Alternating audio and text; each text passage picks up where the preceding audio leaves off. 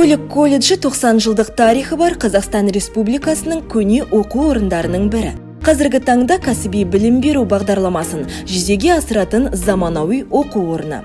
Колледж келесі мамандықтар бойынша бюджеттік негізде 2022-2023 оқу жылына талапкерлерді қабылдайды. Су көлігін пайдалану, кеме жасау және кеме машиналары мен механизмдеріне техникалық қызмет көрсету. Автомобиль көлігіне техникалық қызмет көрсету, жөндеу және пайдалану. Электромеханикалық жабдықтарға техникалық қызмет көрсету, жөндеу және пайдалану. Мехатроника.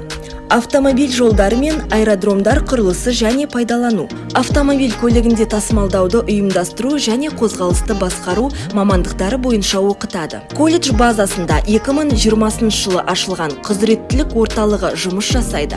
Білім ордасы заман талабына сай құрылғылармен жабдықталған және ресурстық орталық бар. Іс-тәжірибе барысында студенттерді Қазақстан және Ресей Федерациясы аймағына орналастыру қарастырылған. Сондай-ақ оқуды тәмамдаған студенттерді жұмыспен қамту орталығы қарқынды жұмыс істейді. Колледж жанында орналасқан жатақхана 320 орынға арналған.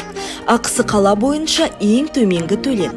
Әлеуметтік жағдайға байланысты жеңілдіктер қарастырылған. Студенттеріміз облыстық, республикалық және халықаралық World Skills чемпионатының жүлделі орын иегерлері.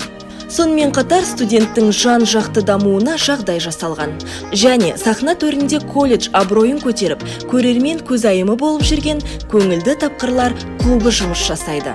Сондай-ақ жастар KZ проектісі аясында жас сарбаз, ата-аналар мектебі, саналы ұрпақ, ұлы дала, саламатты ұрпақ, ашық жүрек, жасампаздық клубы, зияткерлік клубы жұмыс істейді.